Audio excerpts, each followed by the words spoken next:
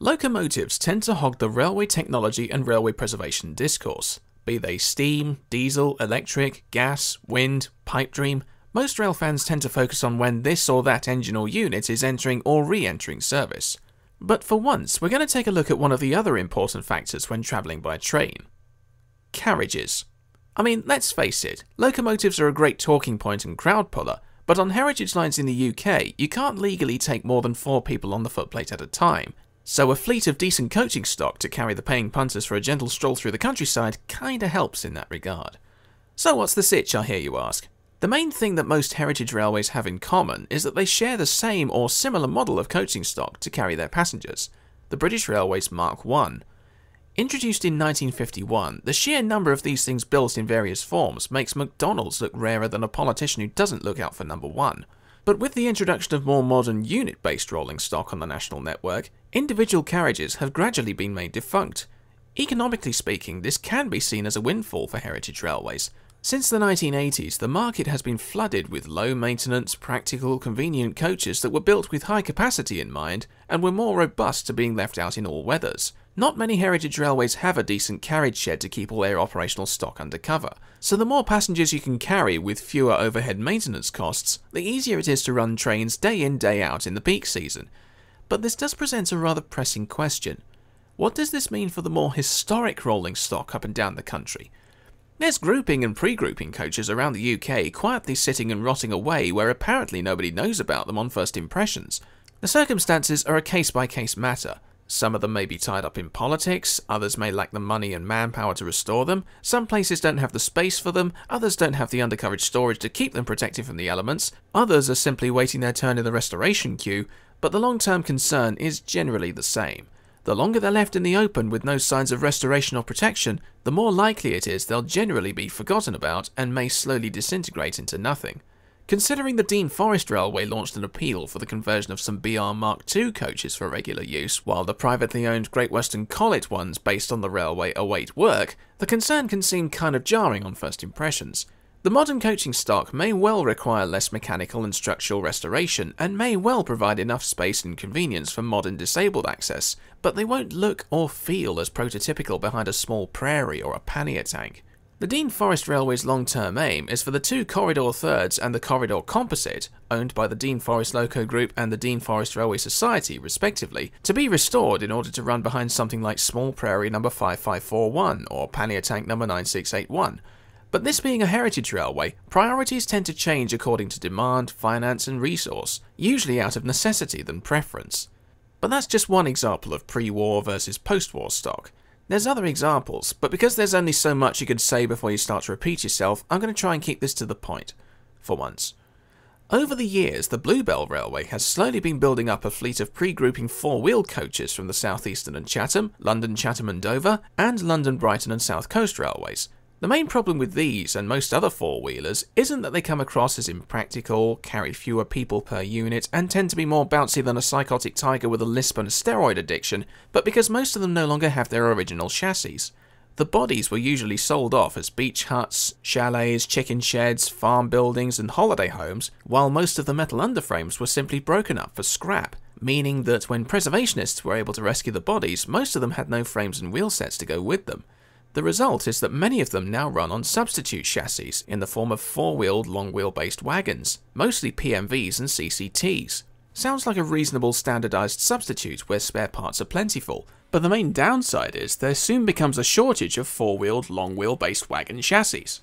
According to the Great Central Railway's Wagon Restoration Team, as of 2019, out of 126 CCTs in preservation, 17 have been cannibalised for further use under vintage 4-wheel bodies, and out of 117 PMVs in preservation, 37 have been cannibalised, so nearly a third of PMVs listed have been converted for use as carriages. Oh well, means there's fewer spares for pacers, I suppose. And it does allow some creative solutions for makeshift short-wheelbase carriages. The Middleton Railway in Leeds have run a trio of PMVs as passenger coaches for decades, fitting for a former industrial line, and the use of PMVs in this fashion does reduce the problem of acquiring suitable materials for the bodies of veteran coaches. According to the London and North Eastern Railway Coach Association, based at Pickering on the North Yorkshire Moors Railway, Back in the 1980s, teak was still readily available, but the expense was so great it encouraged several owning groups of teak-bodied coaches to club together so they could buy supplies in bulk. But since the 1990s, it's become much harder to find new teak in large enough quantity to make panels for coach bodies belonging to the likes of LNER and Metropolitan stock. Some teak logs were salvaged from the SS Pegu, wrecked in 1917, for projects like the Cutty Sark as a more sustainable form of wood usage. Infamously, a brief boost in the supply of teak resulted from the 2004 Boxing Day tsunami in a bid to aid economic recovery of the Pacific nations.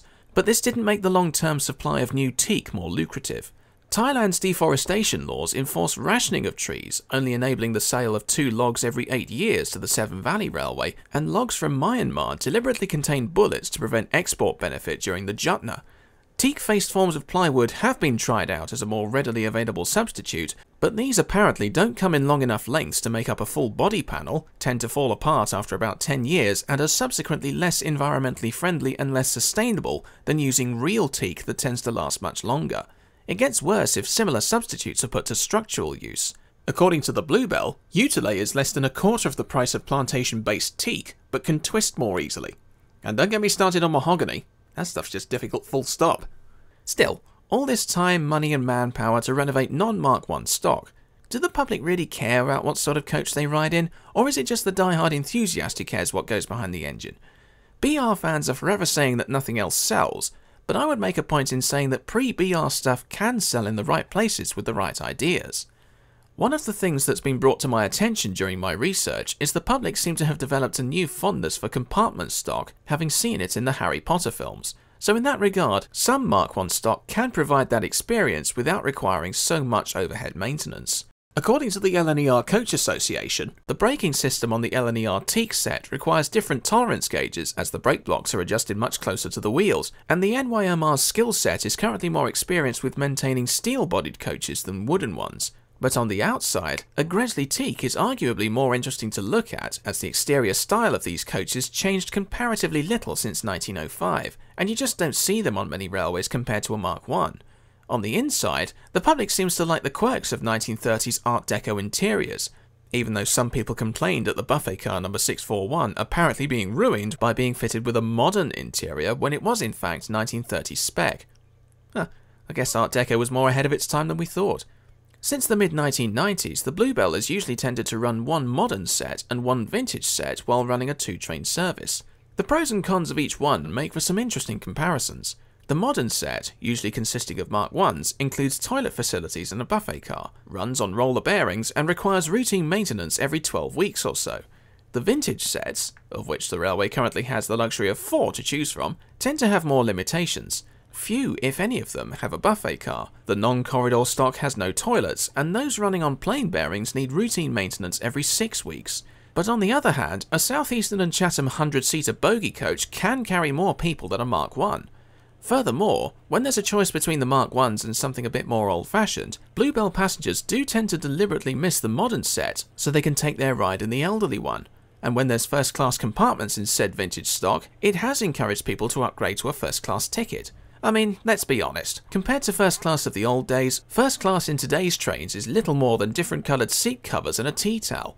It's still no more comfortable than standard class. The first class experience of yesteryear just has so much more appeal to it, thus making it an immediate upsell. The beauty of running a mixture of stock on the same day means that if the public want to ride in something with modern convenience, they can, but if they want to experience something from an earlier period, they still can. Arguably, the post-war bullied stock or even the 1930s Mansell stock have the same modern convenience as the Mark Is. Hell, I would say that once there's an operational Mansell buffet car, you've got just about everything the public would ask for in one pre-war set. Then you'd occasionally have the excuse to run one grouping and one pre-grouping set on a 2-train service day. Ideal when running one of the Mansell engines and something much older on the same day. But maybe I'm getting into the realms of fantasy here. I mean, to be fair, these sorts of wishes aren't ones that you can grant quickly. When there's several restorations progressing at different paces at once, it's not always possible to cancel some projects when there's a sudden change in the relevant railway's policy, because much like locomotives, carriages can take decades to restore, so a full change in policy can come into effect over a lifetime. Furthermore, compartment stock may have its appeal, but from a social standpoint, it's not all it's cracked up to be. As far as the public's concerned, compartments are usually considered full when there's only one person in them, as passengers usually tend to seek the first empty one they can find. I mean, who wants to be stuck in a compartment full of screaming babies when you just want to relax and unwind in peace? And it's not just compartment stock that has these seating issues. Depending on the grouping and pre-grouping stock in question, the seating capacity isn't always quite so high due to the coaches being shorter in length than Mark 1s. The standard length for LMS and Great Western coaching stock was 57 feet and 60 feet respectively, while Mark 1s are 63 feet long. Sounds fairly minimalist, but it can make a difference of up to 8 seats, and depending on which region those Mark 1s were allocated, you only got armrests if you travelled in the Eastern or Midland regions. Having said that, sometimes pre-war stuff has to run out of necessity more than choice. The Isle of Wight Steam Railway has never had a Mark 1 on their books, as none of them were able to work there. The reason being that the island railways were all built to the loading gauge of canals, thereby being lower and narrower. The railway system has always had to make do with four-wheeled stock or Southeastern and Chatham compartment bogies, and yet considering the plans they've had for the future, be they thwarted or otherwise, the railway hardly seems to be slouching or underachieving when it comes to marketing and selling. Hell, I would go so far as to argue that with many railways aiming to recreate emergence from the 50s and 60s, the idea of escaping to a place that aims to recreate an earlier period, say the 30s, is made all the more unique and appealing with 1930s coaching stock or something much older than that. Going lower and narrower than the Isle of Wight, most narrow gauge railways were never owned by BR, so how could BR stuff possibly sell there when most of them never had it to begin with? But having praised BR stuff in terms of practicality and economy, it isn't problem-free. According to members of the Severn Valley Railway's carriage and wagon department, while Mark 1s were under construction, certain nooks and crannies were left unpainted as they simply couldn't be reached. The results, after a lifetime of running around at 90 miles an hour, are corrosive eruptions. Unlike pre-war stock with timber frames and metal-sheeted exteriors, which can be unscrewed and replaced by semi-skilled labour, a Mark 1 requires more specialist metalwork fabrication in order to be repaired. The roofs may last longer in all weathers, but even they need repainting every so often to preserve the galvanising and keep it watertight.